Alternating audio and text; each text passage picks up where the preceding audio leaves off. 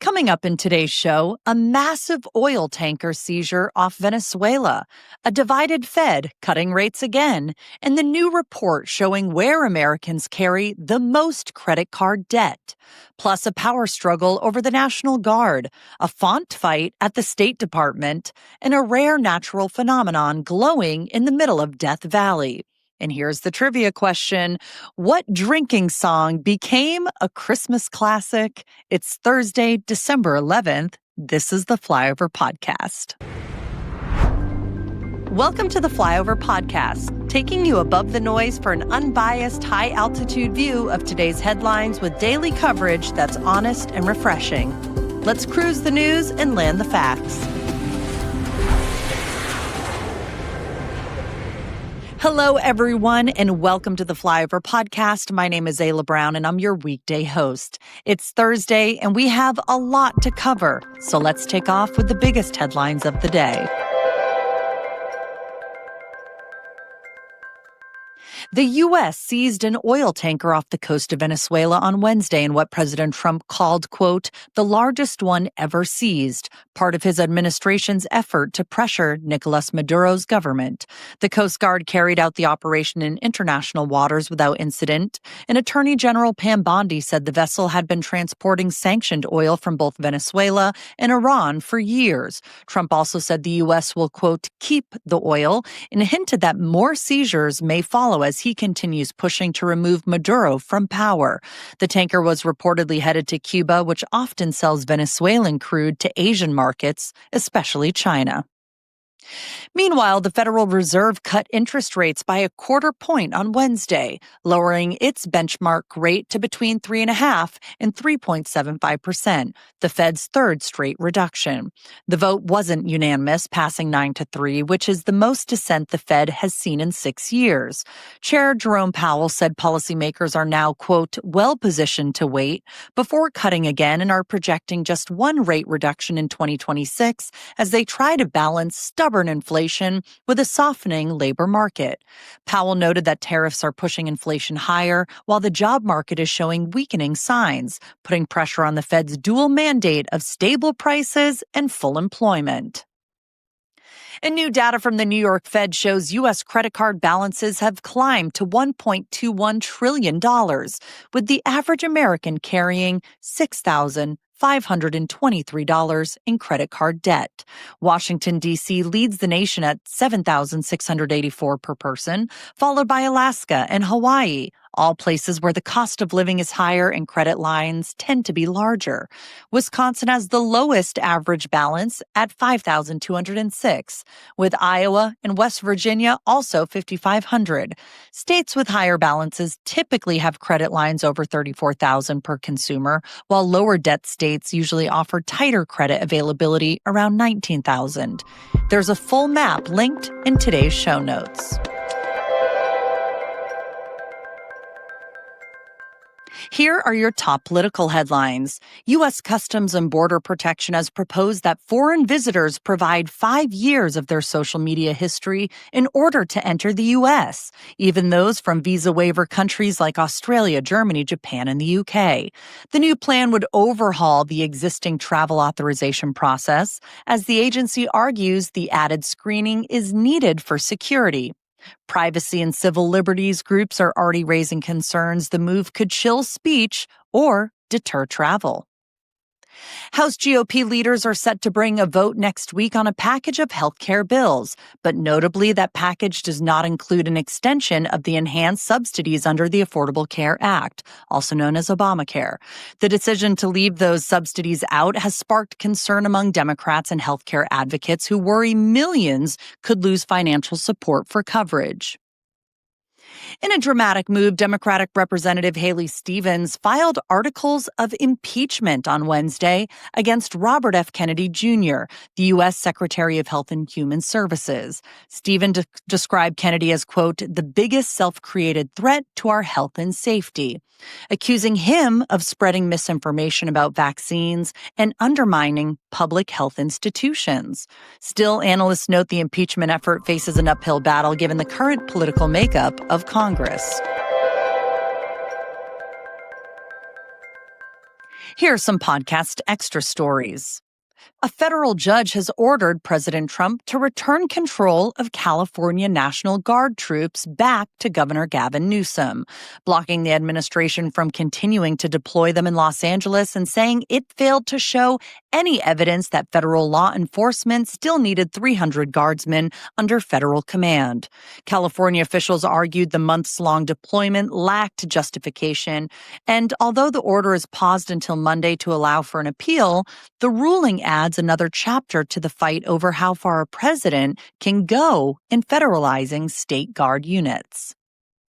Secretary of State Marco Rubio is ordering U.S. diplomats to switch back to Times New Roman in all official documents, reversing the 2023 change to Calibri, made under Antony Blinken, whose team argued the softer, wider font was more readable for people with low vision or dyslexia, though experts have long been split on that. Rubio called the Calibri switch unnecessary and wasteful, saying Times New Roman would restore, quote, decorum and professionalism and align with President Trump's directive to present a unified voice in foreign affairs. And in Death Valley, record-breaking rainfall has brought a prehistoric Ice Age lake back to life, with Lake Manly reappearing in the Badwater Basin, the lowest point in North America, after storms dumped more than a year's worth of rain between September and November. Lake Manly originally stretched nearly 100 miles before drying up, and while these modern reappearances are rare and short-lived, visitors are now getting a fleeting look at a prehistoric landscape revived by an unusually wet season. Coming up, credit card debt growth is slowing. Michigan fires its head coach over misconduct. And vets test the first Ozempic-style implant for pets. All ahead on the Flyover podcast. But first, thanks to our sponsor, Cozy Earth. I have bought so many presents for people in my life from Cozy Earth, but you better not tell them, okay? And Amy Hess, our amazing weekend host, has bought a ton of presents as well. We cannot say enough about this company, and here's why. Their bamboo sheets made from viscose from bamboo have been such a game changer. They are incredibly soft and somehow keep you warm without overheating. And I swear I'm still able to sleep a few degrees cooler. And their bubble cuddle blanket, it's become our family's favorite for movie nights. It's plush, textured, and feels like the most luxurious, heavy hug. The kind of gift that feels more like an experience than a product. Everything from Cozy Earth comes with a 100-night sleep trial and a 10-year warranty, so it's completely risk-free. If you want to give the gift of everyday luxury this holiday season, head to CozyEarth.com. Use my code FLYOVER for up to 40% off. Just order by December 12th, okay, for guaranteed Christmas delivery. That is tomorrow. And if you're listening after tomorrow, no worries, the code still works year-round for 20% off.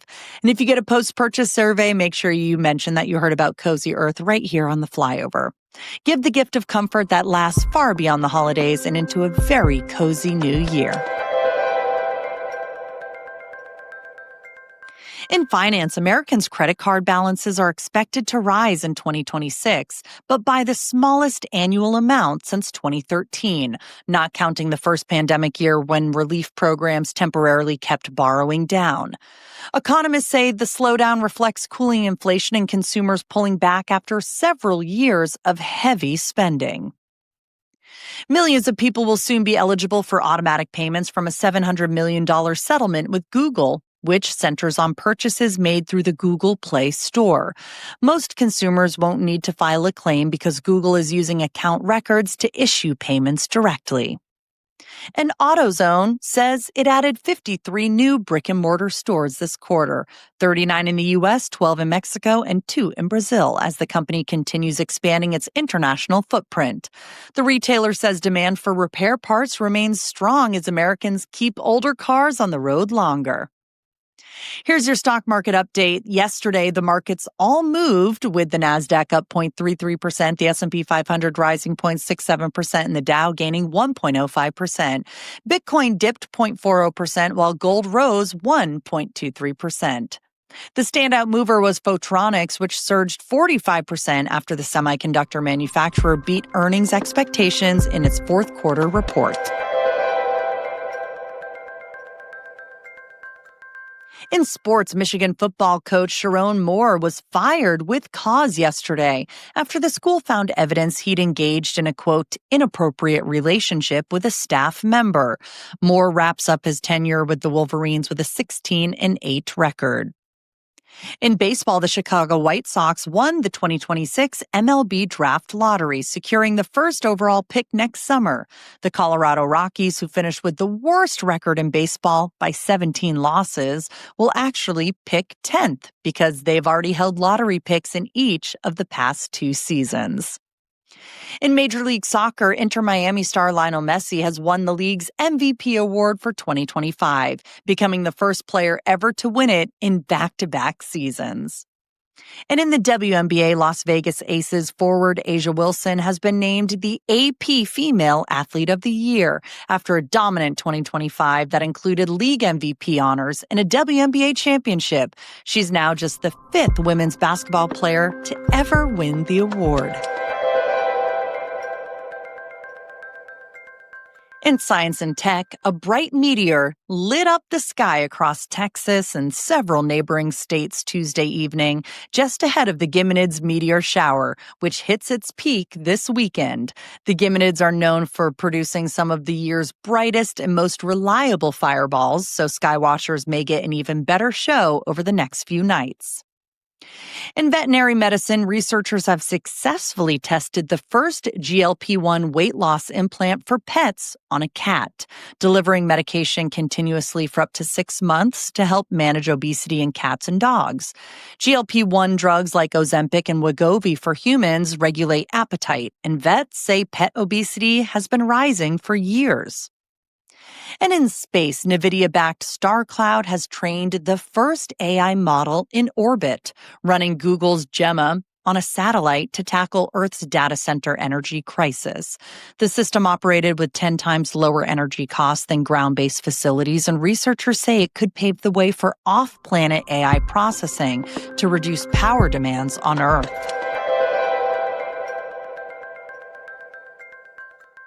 Here are some extra headlines to leave you with today. Best-selling author Sophie Kinsella has died at 55 from glioblastoma, a fast-growing form of brain cancer. She was best known for her Shopaholic series, which sold 45 million copies worldwide across 10 novels starting in the year 2000. And her books helped popularize the modern chick lit genre in the early 2000s. In San Francisco, a pregnant woman gave birth inside a self-driving Waymo car while heading to the hospital, making her newborn likely the youngest ever rider in an autonomous vehicle. Waymo's remote team noticed unusual activity in the car's cabin and contacted 911, and the company says the vehicle followed its safety protocol throughout the trip. That's wild. And speaking of wild, in wildlife news, a high-fiving gorilla captured by UK photographer Mike Methcon won the overall Nikon Comedy Wildlife Awards this year in 2025, beating out more than 10,000 entries from 109 countries. The playful moment was photographed in Rwanda, a region known for its critically endangered mountain gorillas. By the way, you can see the photos. The photo, it is really cute. I've linked it in today's show notes.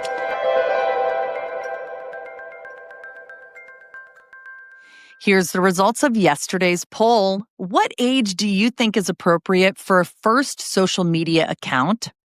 These answers are incredible. 45% said over the age of 18. 30% said 16, 14% said 15, and 11% said 13. Thank you to everyone who voted. And here's today's poll question. It's a random one, but why not? Does ketchup belong on eggs? Yes, no, or meh, whatever. I sounded so Boston there. But I don't know many people who put ketchup on their eggs, thank goodness, because how can you be friends with those people? I'm just kidding. Feel free to vote in the show notes, and I will read the answer in tomorrow's episode. And if you're wondering, no, I don't put ketchup on my eggs. That's crazy. Here's the trivia question. What drinking song became a Christmas classic? What one do you think it was? The answer is Jingle Bells. And if you didn't know, it was written in 1850 by James Lord Piermont at Simpson Tavern in Medford, Massachusetts. So Jingle Bells was originally published under the title The One-Horse Open Sleigh. And it started as a popular drinking song where singers would clink their tankards like bells whenever the word bells was mentioned. So next time you hear Jingle Bells, I hope you have a nice drink of coffee and you think of that trivia question. Thank you so much for joining me on the Flyover Podcast today. Have a great rest of your afternoon, your evening, and I will see you tomorrow morning bright and early. Until then, thanks for flying with us.